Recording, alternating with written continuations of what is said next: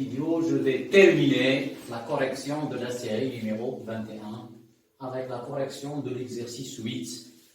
Donc, comme vous voyez ici dans le schéma, donc c'est un pendule de torsion, mais faites attention ici. Donc, on a ajouté deux masses lottes, deux masses M1 est égal à M2, est égal à M, est égal à 100 grammes. Donc, on a fixé ces deux corps solides dans la tige. Donc, la première question, on vous demande de montrer que θ 2 points plus C sur G delta, θ égale à 0. Bien sûr, c'est l'équation différentielle du mouvement d'oscillation du pendule de torsion. Donc, on va bien sûr commencer avec le système étudié. Donc, c'est la barre AB plus S1, S2. Donc voilà le S1 et voilà le S2. Bilan des forces ou bien l'inventaire des forces, c'est la même chose. Donc les forces exercées sur le système étudié, on a deux forces qui sont bien sûr claires et on a une autre force qui est invisible, c'est bien sûr le couple de forces. Donc P, son poids, bien sûr le poids du système ou bien son poids, et on a le R, c'est l'action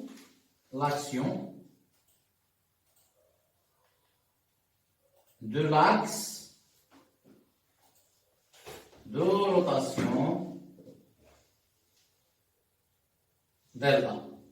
Donc il est là. Donc le delta, il est là, bien sûr. Voilà le delta. Ou bien on peut dire aussi la force exercée par le fil de torsion. Et le couple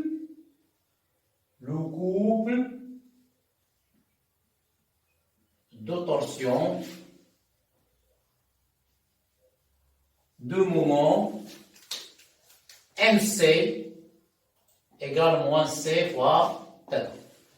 Donc maintenant la troisième étape, par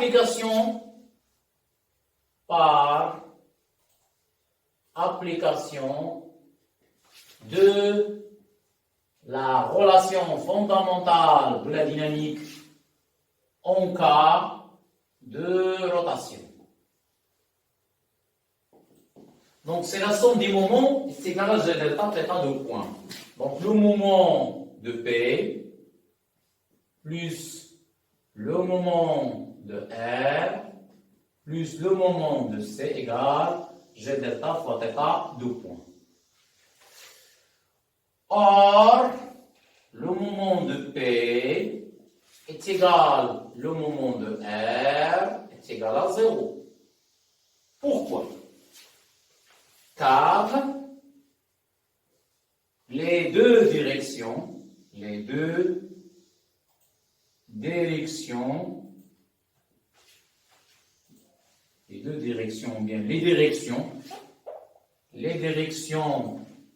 de P et R coupent l'axe delta.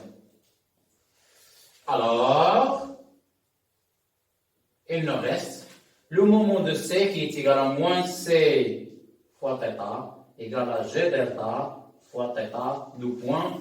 Donc, je signale ici que G delta, bien sûr, G delta égale à G0 plus 2 M X au carré. Bien sûr, G0, c'est le moment d'inertie de la tige. Et on a ajouté, bien sûr, deux masses qui sont égales. Et ici, le X, c'est la même distance qui sépare M1 et M2 bien sûr, du centre O. Finalement, on obtient cette équation différentielle. Finalement,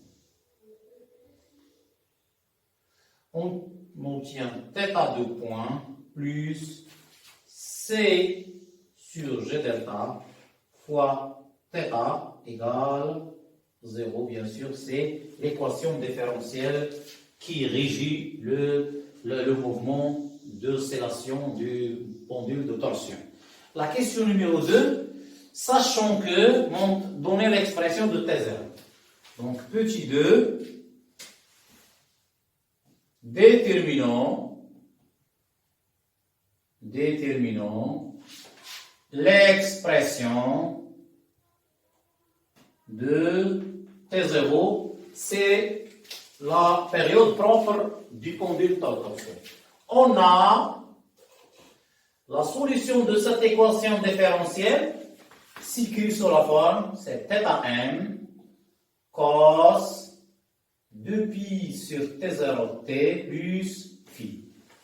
Alors, la dérivée première, θ point de t égale, donc la dérivée de ça égale, donne moins 2pi sur T0 fois θ max. Donc le cosinus, sa dérivée est bien sûr moins sinus, voilà le signe moins, de 2pi sur T0t plus phi.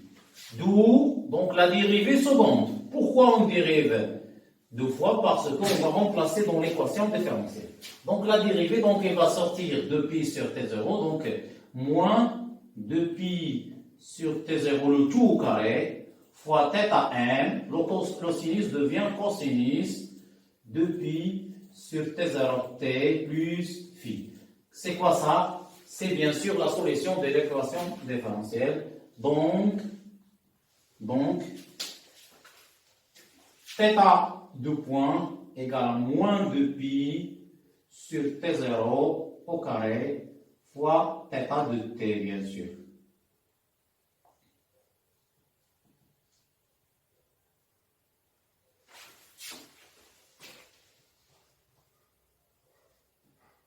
θ de point égale à moins. C'est moins. Donc, je vais appeler ça, c'est la relation 1. Donc, je vais extraire une deuxième relation à partir de l'équation différentielle. Et d'après l'équation différentielle,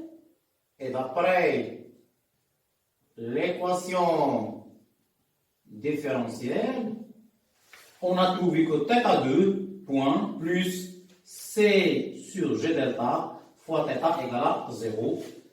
D'où la deuxième relation.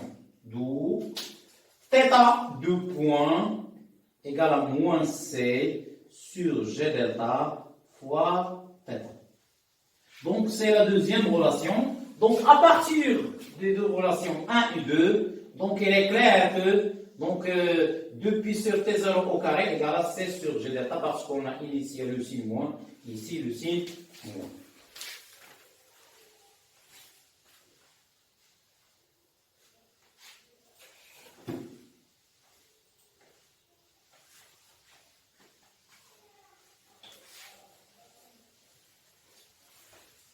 Donc, du 1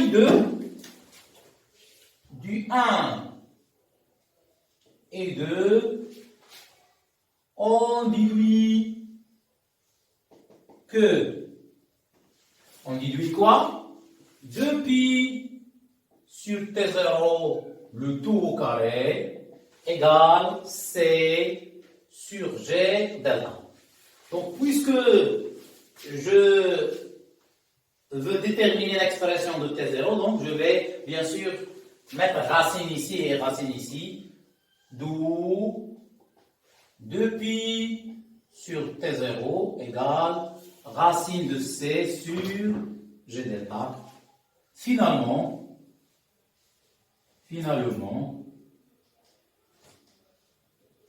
on trouve que T0, c'est 2pi racine de G delta sur C.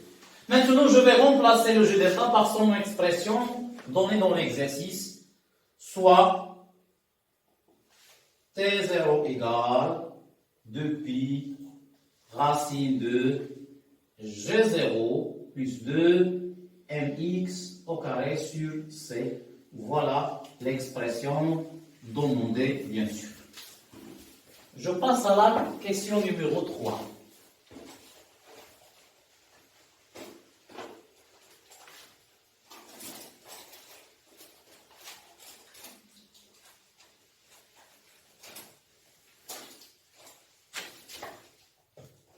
Donc la question numéro 3, montrez que, petit 3, montrons que T0 au carré égale 4 pi au carré fois G0 sur C plus 8 pi au carré fois M sur C fois X au carré. Donc, bien sûr, on va utiliser cette relation. On a démontré que T0 égale, c'est 2 pi racine de G0 plus 2mx au carré sur C. D'où, donc je vais enlever au carré, d'où T0 au carré égale, donc 2 pi au carré, c'est 4 pi au carré facteur de G0 sur C plus 2mx au carré sur C. Maintenant, je vais développer et je vais obtenir cette relation. Finalement,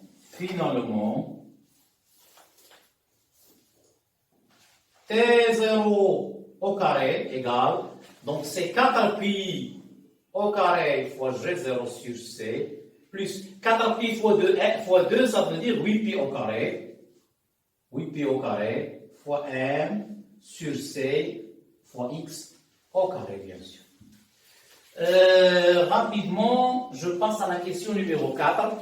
Dans cette question, on a deux questions et on a bien sûr la courbe. Donc, je vais tracer la courbe. Donc, on fait varier la distance x et on mesure à l'aide d'un chronomètre la période t0.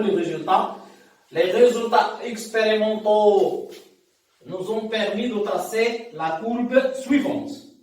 Voilà le T0 au carré et voilà le X au carré, voilà le 0. Donc, on a obtenu bien sûr une droite. Donc, la droite ici, c'est l'ordonnée à l'origine, donc c'est 0,2. Et je vais travailler avec 0,8. Seulement 2, il suffit de travailler avec 2 points seulement. Donc pour 0,8, donc elle correspond à 2. 2 ici, mais faites attention, ici c'est multiplié par 10 à la puissance moins 3, bien sûr. Donc la première question vous demande de déterminer la valeur de la constante de torsion C. 4,1.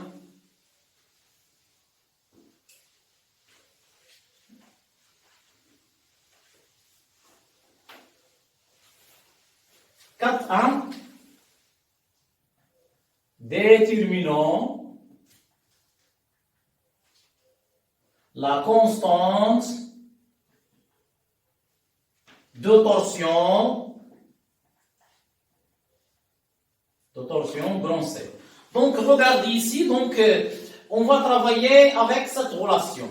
Donc je vais nommer cette relation 3, bien sûr. Maintenant, je vais commencer avec la courbe. Donc, on dit la courbe, ou bien le graphe, la courbe T0 au carré égale à f de x au carré est une droite. Virgule.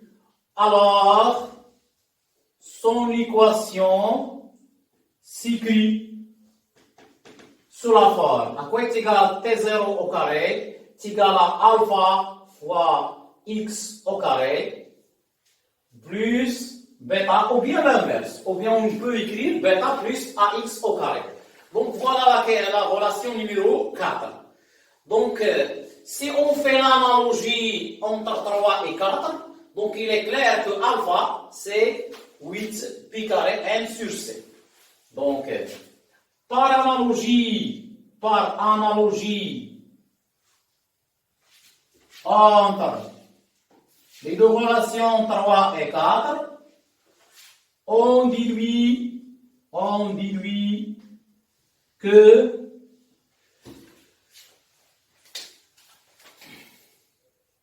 alpha égale bêta égale. Donc alpha c'est 8pi au carré fois m sur c et bêta c'est 4pi au carré fois g0 sur c.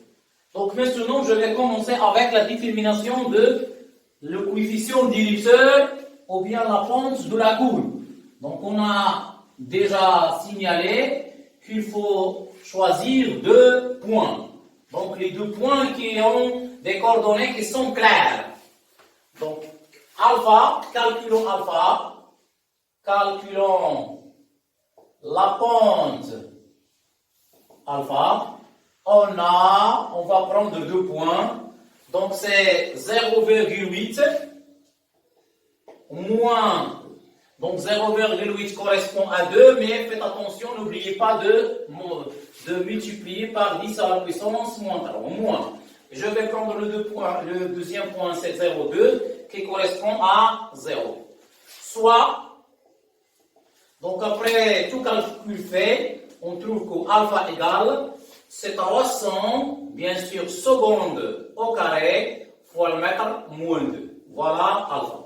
Maintenant, je vais utiliser cette relation pour déterminer facilement C. On a alpha égale, c'est 8pi au carré fois m sur c, donc, ou bien d'où, c égale, donc c'est 8pi au carré fois m sur alpha. Maintenant, je vais faire l'application numérique. Donc 8 fois, donc on a donné pi carré c'est 10, donc fois 10, fois m c'est 100 grammes, c'est 0,1 sur 300. Donc après tout calcul fait, on trouve que c égale, donc la valeur de c, donc c'est 2,6 fois 10 à la puissance moins 2 newton mètre radian moins 1. Voilà l'unité de C, bien sûr. Je passe rapidement à la dernière question. La dernière question, on vous demande de déterminer le moment d'inertie G0. Donc G0, bien sûr, elle est figurée dans la constante B. Donc, déterminant 4,2, déterminant la valeur de G0. Donc, on a bêta, c'est l'ordonnée à l'origine qui est égale à 4pi au carré fois G0 sur C. D'où, donc G0 égale, donc c'est bêta fois C sur 4pi au carré. Voilà l'expression qui nous permet de calculer le moment d'inertie G0. Donc il suffit de faire l'application numérique. Donc là, à partir de la courbe bêta, c'est 0,2. Donc multiplié par le C qu'on a trouvé, c'est 2,6 fois 10 à la puissance moins 2 sur 4 fois 10, soit donc G0 égale, après tout calcul fait, on trouve 1,3 fois 10 à la puissance moins 4, c'est kilogramme fois mètre au carré, c'est l'unité de le moment d'inertie G0. C'est la fin de la série et c'est la fin de cette vidéo. Merci et à la prochaine.